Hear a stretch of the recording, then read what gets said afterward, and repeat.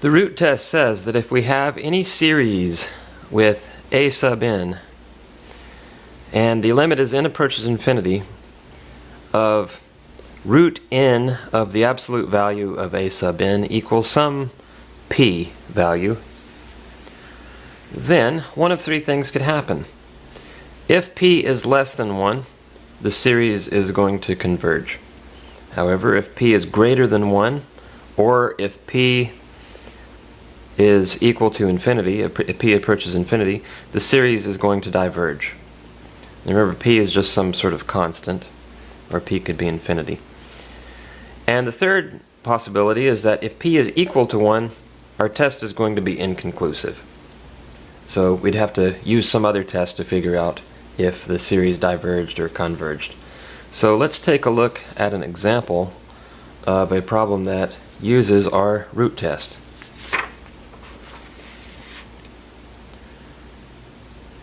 Here we have the series from 1 to infinity, the sum from 1 to infinity, of 3 to the 11n over n factorial. 3 to the 11n over n factorial.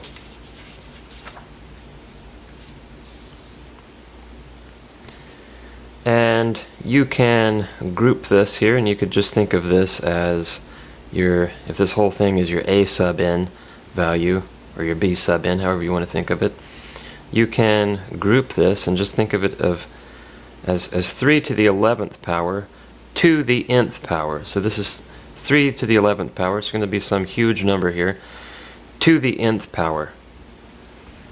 So that's going to be this is going to be our a sub n. This is our a sub n here. Now, what happens when we take the limit as n approaches infinity of our a sub n? Well, our limit as n approaches infinity of our a sub n is just going to equal 3 to the 11th power times 3 to the 11th power times 3 to the 11th power times 3 to the 11th power. It's going to be huge in the numerator here. Times on and on and on. We're just going to have an endless string of 3 to the 11th powers over. I'm going to make this line long here because I've got a ways to go here. Over n factorial, and I'm just going to start at 1. That's going to be 1 times 2 times 3 times 4 times 5 times on and on and on. And at some point, it's not hard to imagine, we might have 3 to the 11th power in here. We might have times n times n plus 1, on and on and on. Now, it's still not perfectly clear if this series converges or diverges, because even though our n factorial looks like it's overtaking the 3 to the 11th power multiplied by itself a bunch of times, it's still not clear whether or not this is whether this is increasing faster than this or not, even though this approaches infinity. So in order to figure that out, we're going to do our root test. This is one of the cases where we can, one of the more unusual and fun cases where we can use our root test to come up with an interesting result. As you'll see, if we take our limit as n approaches infinity of the the nth power of our absolute value, a sub n in this case, it's going to be 3 to the 11n over n factorial. That gives us the limit. I like to write the limit in cursive. It just strings it all together rather nicely. And approaches infinity of 3 to the 11n over n, which is just going to give us 3 to the 11th power. The n's are going to cancel out here.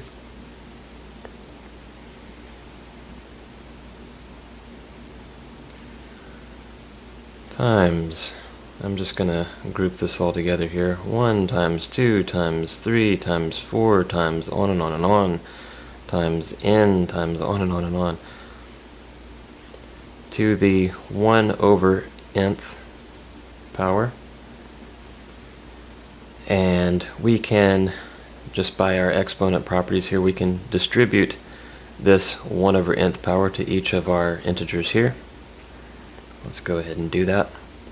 So this is the limit as n approaches infinity of, we said this was 3 to the 11th power,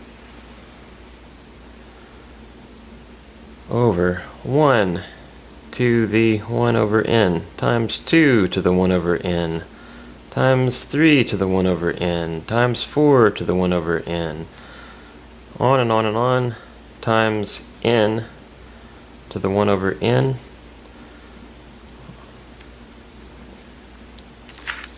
and hopefully you can see where this is going. Now, the limit as n approaches infinity of 1 over n is just going to give us 0. So that's going to be each of these factors here to the 0th power. So they're all just going to reduce to 1. This is just going to be 1 to the 0th power is going to be 1. 2 to the 0th power is going to be 1, and so on. So we have the limit as n approaches infinity of 3 to the 11th power over 1 times 1 times 1 times 1 times 1 times all the way up until we have n to the 1 over nth power, and we're going to figure out what that means. Now, let's think of n as a function of x here. And if we just pretend here that n to the 1 over nth power is a function of x to the 1 over x power, or to the negative x power, what happens if we take the limit as x approaches infinity of x to the negative x, or the 1 over x power? Well, this is going to equal the limit as x approaches infinity of, instead of x, let's just write e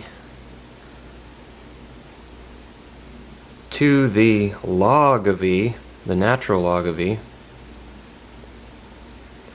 to get to x to the 1/2, or sorry, x to the 1 over x. The 1/x, I should say. And this is just going to equal x to the 1 over x, because whenever we have e to the natural log to get to something, that's just going to give us that something. So if you remember from our log properties here, we can pull the 1 over x out of the exponent, and we can put it out front here. That's an equivalent statement. So this is going to equal the limit as x approaches infinity of e to the 1 over x ln of x, and because e is just a constant now, we can take our limit function up here into the exponent. So let's just go ahead and do that. So this is equal to the limit as x approaches infinity. Or sorry, I meant to write, this is e to the limit as x approaches infinity of, let's just go ahead and write this as ln of x over x. We're just combining these two expressions here. And if you remember from L'Hopital's rule tells us that when we have the limit as x approaches infinity of something over another something, where both either are approaching 0 or infinity as x approaches infinity, well, then that's going to be the same as if we took the derivative of each over one another. So let's go ahead and do that. We're going to be using L'Hopital's rule here. L'Hopital's rule.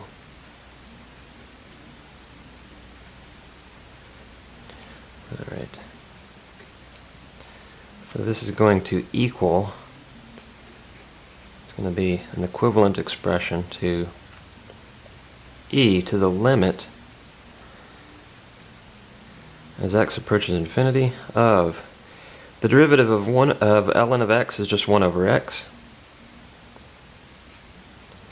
and the derivative of x is just 1, so we could put this over a denominator of 1, but that would be the same thing. The x would just drop down into the denominator and we'd be left with 1 over x still.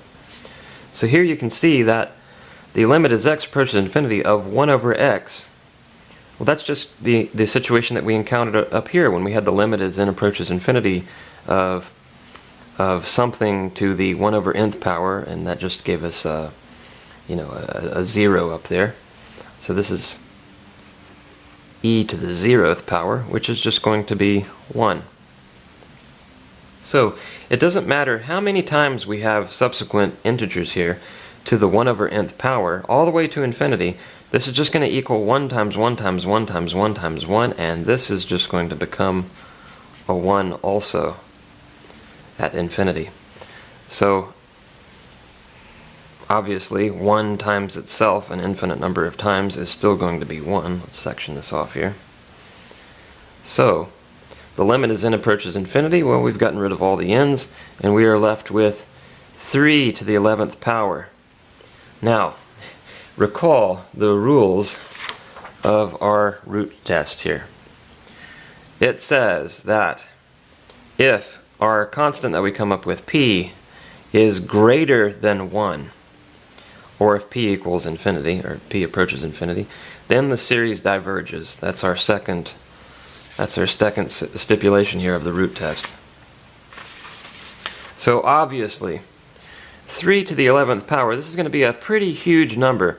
It doesn't approach infinity, but it's pretty huge. And it's obviously bigger than 1. So therefore we can say that our original series is divergent. It diverges. So this series diverges via the root test.